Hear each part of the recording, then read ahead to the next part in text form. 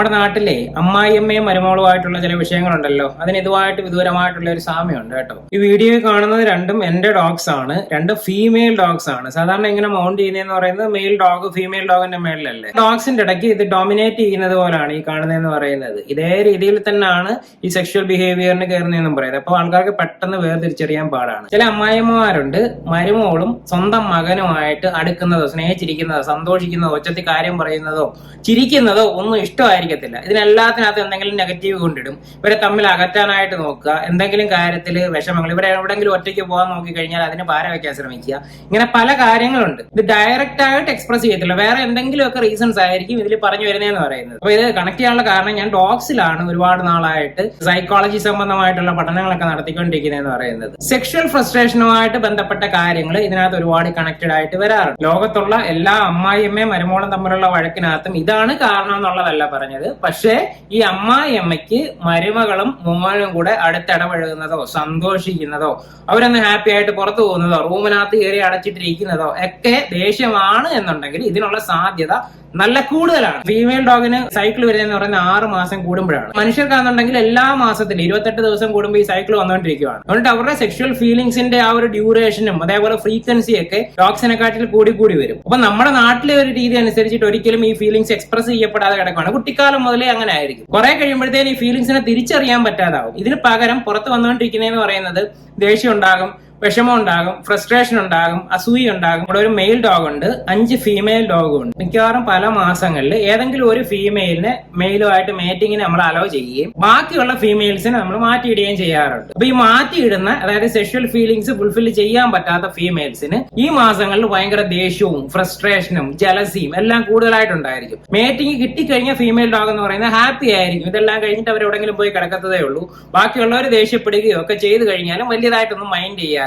പല ഡോഗ്സിനെ അങ്ങോട്ടും ഇങ്ങോട്ടും എല്ലാം മാറ്റി നോക്കുമ്പോൾ എല്ലാം ഈ ഫീമെയിൽ ഡോഗ്സ് മേറ്റിംഗ് കിട്ടാത്ത സാഹചര്യത്തിൽ സപ്രസ്ഡ് ഫീലിംഗ് ഉള്ളപ്പോൾ അവർ കൂടുതലായിട്ട് അഗ്രഷൻ കാണിക്കാറുണ്ട്. അഗ്രഷൻ എന്ന് പറയുന്നത് മറ്റേ ഫീമെയിലിന്റെ അടുത്ത് ഡോമിനേറ്റ് ചെയ്താണ് നിൽക്കുന്നതെന്ന് പറയുന്നത്. പക്ഷെ മനുഷ്യന് ഒരിക്കലും ഇതേപോലെ തന്നെ മനസ്സിലൊരു ജലസി ഉണ്ടായി കഴിഞ്ഞാൽ ഡയറക്റ്റ് കാണിക്കത്തില്ല. ഇൻഡയറക്റ്റ് ആയിട്ട് വീട്ടിൽ ചെയ്ത കൊച്ചു തെറ്റുകളൊക്കെ എടുത്ത് പറഞ്ഞ് ഇങ്ങനാണോ വളരേണ്ടത്, ഇങ്ങനാണോ വളർത്തിക്കൊണ്ട് വന്നേക്കുന്നത് എന്നൊക്കെ പറഞ്ഞിട്ട് ബ്ലെയിം ചെയ്യാൻ നോക്കും. ഇതല്ല ഇവിടുത്തെ രീതി എന്ന് പറഞ്ഞിട്ട് അവരുടെ ടെറിട്ടറിയിലുള്ള കാര്യങ്ങളിനകത്ത് കൂടുതൽ കൺട്രോൾ എടുക്കാനായിട്ട് ശ്രമിക്കും. മനുഷ്യൻ ഇത് എക്സ്പ്രസ് ചെയ്യുന്നത് പല രീതിയിലാണെന്നുണ്ടെങ്കിലും ഇതിന്റെ ഏറ്റവും ഫൈനലായിട്ടുള്ള സ്റ്റേജിലേക്ക് വരുമ്പോൾ അവരുടെ മനസ്സിലുള്ളതെന്ന് പറയുന്നത് ഏകദേശം ഒരേ കാര്യമായിരിക്കും. പക്ഷെ ഈ ആൾക്കാർ പോലും തിരിച്ചറിയുന്നുണ്ടായിരിക്കത്തില്ല എന്താണ് സെക്ഷൽ ഫീലിംഗ്സ് എന്ന് പോലും മറന്നുപോയിട്ടുള്ള ആൾക്കാർ ഒരുപാടുള്ള ഒരു സൊസൈറ്റിയിലാണ് നമ്മൾ കഴിയുന്നതെന്ന് പറയുന്നത്. ഈ അമ്മായിയമ്മ എന്ന് പറയുന്നത് ഏജ് ആയി കഴിഞ്ഞ ഒരാളാണ്. മെൻസസ് എൻഡ് ചെയ്ത് വരുന്ന സമയത്തോട്ടൊക്കെ പോകുമായിരിക്കും. ഹോർമോണിന്റെ ചേഞ്ചുകൾ ഒരുപാട് ഉണ്ടാകാറുണ്ട്.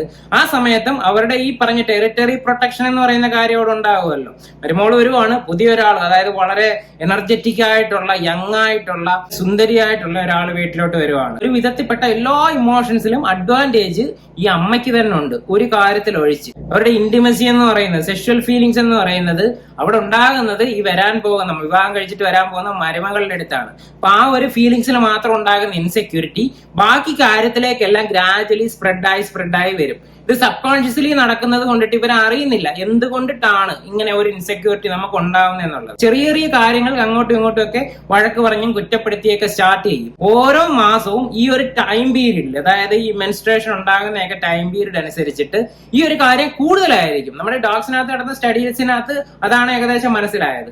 ഈ ഒരു പർട്ടിക്കുലർ ടൈം പീരീഡിൽ ഈ ഉണ്ടാകുന്ന ഡോമിനേറ്റിംഗ് നേച്ചർ, ദേഷ്യം, ജലസി എന്നൊക്കെ പറയുന്നത് മറ്റുള്ള സമയത്തിനെക്കാട്ടിൽ നല്ലോണം കൂടുതലായിട്ട് വരാറുണ്ട്. പക്ഷെ മനുഷ്യർക്കിടയ്ക്ക് ഈ ഉണ്ടാകുന്ന കാര്യം, ആ സമയത്ത് ഉണ്ടാകുന്ന അഗ്രഷനും കുറ്റപ്പെടുത്തലുകളും അങ്ങോട്ടുള്ള പിണക്കങ്ങളും ഒക്കെ മനസ്സിൽ തന്നെ കിടക്കും. ഡോഗ്സ് പ്രസന്റിലാണ് ഈ ഒരു കാര്യം പതുക്കെ അവർ ഗ്രാജുവലി അത് വിട്ടിട്ട് പ്രസന്റിലേക്ക് വരാനുള്ള ചാൻസ് ഉണ്ട്. മനുഷ്യൻ ഇത് മനസ്സിൽ വെച്ചേക്കുകയും അത് ഫ്യൂച്ചറിൽ യൂസ് ചെയ്യുകയും ചെയ്യും. എത്ര കാലം കഴിഞ്ഞിട്ടാണെന്നുണ്ടെങ്കിലും ഒരു വഴക്കുണ്ടാകുന്നത് പിന്നീട് എടുത്ത് പറയാറില്ല മനുഷ്യർ. ഡോഗ്സ് എന്ന് പറയുന്നത് അവർ പ്രസന്റിൽ റിയാക്ട് ചെയ്തങ്ങ് പോകുന്നത് കൊണ്ടിട്ട് ഒരുപാട് മനസ്സിനെ ഇത് അഫക്ട് ചെയ്യുന്നില്ല. അങ്ങനെ ഗ്രാജുവലി ഇവർ തമ്മിലുള്ള റിലേഷൻഷിപ്പ് നല്ല വിധത്തിൽ സ്പോയിലായി വരാറാണ് പതിവെന്ന് പറയുന്നത്. മെജോറിറ്റി ആൾക്കാർക്കും ഇതാണ് റീസൺ എന്നുള്ളത് തിരിച്ചറിയാനും പറ്റത്തില്ല. ഏറ്റവും എൻഡിങ്ങിൽ വരുന്ന അവരുടെ വികാരം എന്ന് പറയുന്നത് ദേഷ്യമൊക്കെ തന്നെ ആയിരിക്കും. അതായത് അവൾ അങ്ങനെ കാണിച്ചല്ലോ, അവൾ എൻ്റെ അടുത്ത് കാണിക്കാൻ അവൾ ആരാ, ഇങ്ങനെയുള്ള ചിന്തകൾ മാത്രമേ വരത്തുള്ളൂ. അതിന്റെ ഏറ്റവും ബാക്ക് എൻഡിലുള്ള നമ്മുടെ സബ് കോൺഷ്യസ് മൈൻഡിലുള്ള ഏറ്റവും ഡീപ്പ് റൂട്ടഡ് ആയിട്ടുള്ള കാരണം എന്താണെന്ന് ചോദിച്ചു കഴിഞ്ഞാൽ അത് ഇതിനകത്തോട്ട് പതുക്കെ ഗൈഡ് ചെയ്ത് വരാനുള്ള സാധ്യത നല്ല കൂടുതലാണ്. അപ്പൊ എന്തായാലും ആരെങ്കിലും ഇങ്ങനെയൊക്കെ വിധത്തിൽ ഫൈറ്റ് ഉണ്ടെന്നുണ്ടെങ്കിൽ ഏറ്റവും എളുപ്പമാർഗം എന്ന് പറയുന്നത് നിങ്ങൾ ഹസ്ബൻഡ് ആൻഡ് വൈഫ് വേറെ സെപ്പറേറ്റ് ചെയ്ത് മറ്റൊരിടത്ത് താമസിക്കുന്നതാണ്. ഒരുമിച്ച് താമസിക്കുകയാണെന്നുണ്ടെങ്കിൽ അത്രത്തോളം ഇന്റലിജന്റ് ആയിട്ടുള്ള പ്രശ്നങ്ങളെ ഡീൽ ചെയ്യാൻ പറ്റുന്ന രണ്ട് വ്യക്തികൾ ആണ് ഈ ഹസ്ബൻഡും വൈഫും എന്നുണ്ടെങ്കിൽ പ്രശ്നമില്ല. അതല്ല ഒരാൾക്ക് നല്ലോണം ഹർട്ട് ആവുകയും അതിനെ മാനേജ് ചെയ്യാനായിട്ട് ഹസ്ബൻഡിന് സപ്പോർട്ട് കൊടുക്കാൻ പറ്റാതെ വരികയും കൺഫ്യൂസ്ഡ് ആവുകയൊക്കെ ചെയ്യുകയാണെന്നുണ്ടെങ്കിൽ നിങ്ങൾ അടിച്ചു പിരിഞ്ഞു പോകും. ഇവർ രണ്ടുപേരെയും കൂടെ തെറ്റിക്കുക എന്ന് പറയുന്ന ഏറ്റവും നെഗറ്റീവായിട്ടുള്ള അവസ്ഥയിലോട്ട് അമ്മായിയമ്മ പോകാനുള്ള ചാൻസ് നല്ല കൂടുതലാണ്. കാരണം ഒരിക്കലും അവരവിടെ ചിന്തിക്കുന്നത് അവരുടെ കോൺഷ്യസ് മൈൻഡ് വെച്ചിട്ടല്ല, സബ് കോൺഷ്യസ് മൈൻഡിലെ ഫീലിംഗ്സിനെ സാറ്റിസ്ഫൈ ചെയ്യാൻ വേണ്ടിയിട്ടാണ്. അപ്പൊ മകനല്ലേ മരുമകളല്ലേ അവര് സന്തോഷമായിട്ട് ജീവിക്കട്ടെ, ഞാൻ എന്തെങ്കിലും ഇതിലിടപെടുന്നു, ഇങ്ങനെയുള്ള ചിന്തകളൊന്നും ഈ ഘട്ടത്തിൽ വരത്തില്ല. അപ്പൊ എല്ലാവരും ശ്രദ്ധിക്കുക, നിങ്ങൾ ഇതേപോലെ കൊച്ചു കൊച്ചു പ്രശ്നങ്ങളൊക്കെ സ്റ്റാർട്ട് ആവുകയാണെന്നുണ്ടെങ്കിൽ നിങ്ങൾക്ക് അതിനകത്ത് ഡീൽ ചെയ്യാൻ പറ്റുന്നില്ല എന്നുണ്ടെങ്കിൽ എവിടെങ്കിലും മാറി മറ്റൊരിടത്ത് താമസിക്കുക. പേരൻസിന്റെ കാര്യവും കൂടെ നിങ്ങൾ ഈക്വൽ ആയിട്ട് കൺസിഡർ ചെയ്ത് പോയാൽ മതി. കാരണം ഒരു ഫാമിലി ലൈഫിലേക്ക് പോകുമ്പോൾ രണ്ടും കൂടെ ചിലപ്പോൾ ഒരുമിച്ച് കൊണ്ടുപോകാനായിട്ട് പറ്റത്തില്ല. അപ്പൊ അങ്ങനെ ഒരു കാര്യം ചിന്തിക്കുക. ചിലർ നല്ല ഇന്റലിജന്റ് ആയിരിക്കും, അവർക്ക് ചെയ്യാൻ പറ്റും. അവരെ കണ്ടിട്ട് നിങ്ങളെ കമ്പയർ ചെയ്യേണ്ട. ഓരോ മനുഷ്യനും ഡിഫറന്റ് ആണ്.